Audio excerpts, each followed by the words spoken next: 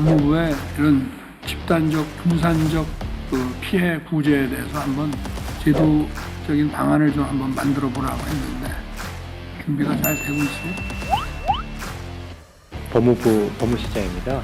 대통령님께서 지시하신 직후에 바로 지금 문체부 장관님 말씀하셨다시피 3개 부처가 바로 실무자회를 시작을 했습니다. 그 법안을 마련해서 현재 지금 법안이 국회에 발의되어 있는 그런 상황입니다. 행정적인 것뿐만이 아니라 사법적으로 피해자들에 대한 집단 소송이라든가 대표자 소송 이런 것들에 대한 좀 절차법적인 것도 좀 준비를 했나요?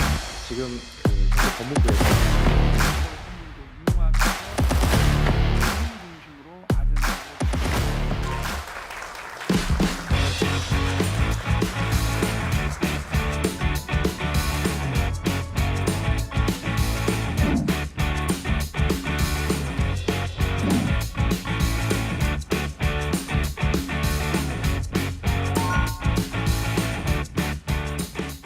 여러분 반갑습니다. 올해 1월 4일 국민과 함께하는 민생토론회를 처음 시작한 후 지난 3월 26일까지 3개월 동안 전국의 현장에서 매주 1회 또는 2회 총 24번의 민생토론회를 열었습니다. 많은 국민과 기업들의 목소리를 현장에서 생생하게 들었고 여러 지역을 찾아 지방이 겪고 있는 어려움도 꼼꼼하게 살펴봤습니다. 그리고 빠르게 정책에 반영해서 국민의 삶을 바꾸고 있습니다. 오늘은 그동안 민생토론회를 통해 정부가 결정하고 추진해온 과제 가운데 사회 분야의 정책들을 점검하기 위해 회의를 열었습니다. 제가 민생토론회를 해오면서 반복해서 강조하는 두 가지가 있습니다. 하나는 검토하겠다는 말은 절대로 하지 말자는 것입니다. 국민들에게 검토한다는 말은 사실상 안 한다는 말과 같은 뜻으로 받아들이게 돼 있습니다. 그동안 많은 국민들께서 공무원들의 검토한다는 말만 듣고 속을 끓이실 때가 많았던 것입니다. 그래서 검토만 하지 말고 빠르게 행동에 옮기는 것을 민생토론회의 원칙으로 하고 있습니다. 두 번째는 벽을 허물자는 것입니다. 민생 현장의 여러 현안들은 규제, 지원, 예산 등이 여러 부처에 걸쳐 있는 경우가 많습니다. 그래서 부처 사이에 벽이 높으면 여기저기 단일 일만 많아지고 실제로 해결은 안 되는 경우가 많습니다. 그래서 민생토론회는 준비 단계부터 아젠다 중심으로 주제를 정하고 여러 부처들이 함께 참여하도록 했습니다. 실제로 많을 때는 무려 13개의 부처가 함께 참여하기도 했고 민생토론회에서 나온 과제들을 협업을 통해 풀어내고 있습니다. 우리 공직자들의 일하는 방식도 민생토론회를 거쳐가며 크게 바뀌었습니다. 무엇보다 현장의 문제들을 정책 수요자인 국민의 입장에서 먼저 생각하고 부처 간 벽을 허물어 머리를 맞대고 빠르게 해결책을 찾고 있습니다. 또한 지방정부와 중앙정부 사이에서도 높았던 벽이 무너지면서 유기적인 협업을 통해 지역의 문제들을 풀어나가고 있습니다. 이러한 기조로 민생토론회를 한 결과 정부가 후속 조치를 결정한 과제가 총 240개입니다. 민생토론회를 한 번 할 때마다 평균 10개의 실천 과제를 찾아낸 것입니다. 그리고 이렇게 찾아낸 과제들을 신속하게 해결해 나가고 있습니다. 지난주 금요일에 수서 동탄 간 GTX A 노선 개통식이 있었습니다.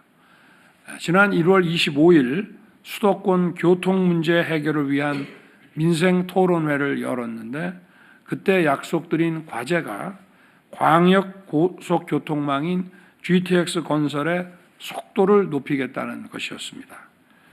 수서 동탄 개통을 계기로 앞으로 GTX를 더 빨리 더 많은 지역으로 확장해 나갈 것입니다. 어제 제가 의료 개혁에 대해 국민께 드리는 말씀을 발표했습니다. 의료 개혁도 2월 1일 8번째 민생토론회에서 논의된 과제입니다. 그때 민생토론회에서 의료 인력 양성, 지역 의료 강화, 필수 의료에 대한 공정한 보상과 의료사고 법적 리스크 완화를 담은 의료개혁 4대 패키지를 내놓았습니다. 이어서 지난 2월 6일 의대 정원 2,000명 증원 계획을 발표했습니다. 지금 일부 의사들의 집단 행동으로 어려움을 겪는 상황이지만 국민을 위한 의료 개혁을 반드시 이루어낼 것입니다. 특히 제가 애착을 갖고 있는 과제는 2월 5일 9번째 민생토론회에서 다룬 늘봄 학교입니다. 저는 올해만 늘봄 학교를 4차례 방문해서 아이들을 만나고 현장을 점검했습니다. 늘봄 학교는 지난 3월 2,741개 초등학교에서 시작하여 현재는 2,838개 학교로 늘어났습니다. 경기도 늘봄 학교 대기자 500여 명도 전부 해소돼서 희망하는 초등학교 1학년 학생 모두가 늘봄 학교에 참여하고 있습니다. 늘봄 학교에 참여하는 아이들이 양질의 교육 프로그램을 누릴 수 있도록 교육부, 문체부 등 중앙부처와 교육청, 지자체 그리고 학교가 원팀이 돼서 최선을 다하고 있습니다. 덕분에 많은 학부모님들과 아이들로부터 좋은 평가를 받고 있습니다. 앞으로도 정부는 늘봄 학교가 성공적으로 정착되도록 재정 투자와 지원을 아끼지 않을 것입니다. 민생토론회를 통해 즉각 해결한 문제도 많이 있었습니다. 특히 2월 8일 10번째 민생토론회는 소상공인과 중소기업을 주제로 열었습니다. 토론회에 참여한 자영업자께서 위조 신분증을 들고 온 청소년에게 속아서 술을 팔았다가 영업정지를 당했다는 억울한 사연을 얘기하셨습니다. 민생토론회 현장에서 식약처 담당 공무원에게 즉각 해결을 주문했고 바로 전국 지자체에 공문을 발송해서 억울한 일이 없도록 조치했습니다. 그리고 일주일이 안 돼서 적극 행정위원회를 통해 법령 개정 전에도 소상공인을 보호할 수 있도록 했습니다. 3월 26일 국무회의에서는 식품위생법 시행령과 청소년 보호법 시행령을 개정해서 억울하게 영업정지와 과징금을 받는 일이 없도록 법적 근거를 마련했습니다. 또한 1월 22일 5번째 민생토론회는 생활규제를 주제로 열었습니다. 국민들이 생활 전반에서 느끼는 여러 가지 규제들을 풀어서 체감할 수 있는 변화를 만들었습니다.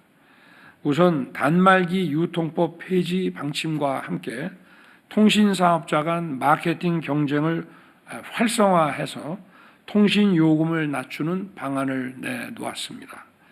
국회의 단말기 유통법 폐지를 기다리지 않고 시행령 개정을 비롯해서 정부 차원에서 할 수 있는 일부터 즉시 추진했습니다.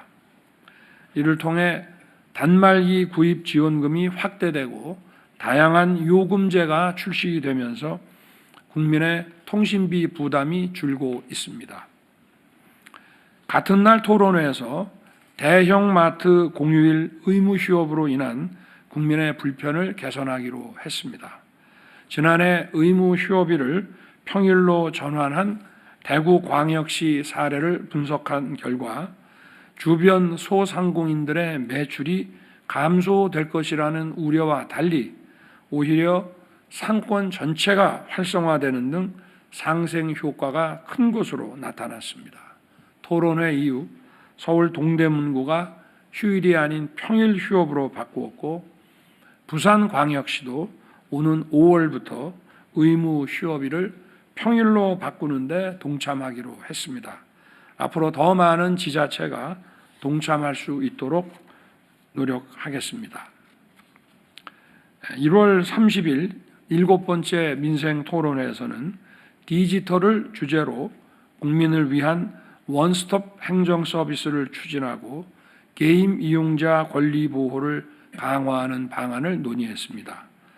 원스톱 행정 서비스는 스마트폰이 일상화된 디지털 시대에 국민 생활 편익 증진을 위해 꼭 필요한 정책입니다. 지난 3월 13일부터 120개 공공서비스 구비 서류를 제로화해서 국민들이 각종 서류를 갖추기 위해 이리 뛰고 저리 뛰고 하지 않도록 바꿨습니다.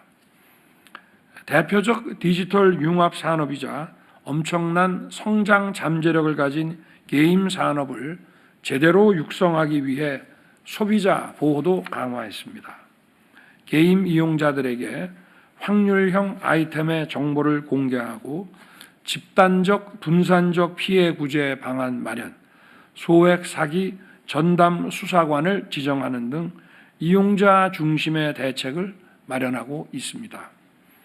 그 밖에도 민생 토론회를 통해 정부가 미처 살피지 못했던 분야의 많은 과제들을 찾을 수 있었고 이를 반영한 정책들을 만들어 신속하게 추진하는 데 힘을 쏟고 있습니다. 정책 효과가 더 빠르게 나타나도록 각 부처는 후속 조치를 속도감 있게 전개해 주시기 바랍니다. 아울러 국민들께서 각자의 삶에 도움이 되는 정책들을 쉽게 찾아 혜택을 누릴 수 있도록 정책 소비자 중심으로 소통을 강화하고 국민 눈높이에 맞는 효과적인 정책 홍보 방안을 찾기 바랍니다. 오늘 회의에서는 민생 토론회에서 국민께 답변을 드린 실무자들도 참석했습니다. 이행 상황을 국민 여러분께 상세히 보고해 주시고 실질적인 논의의 장이 될 수 있도록 기탄 없는 의견을 개진해 주기 바랍니다.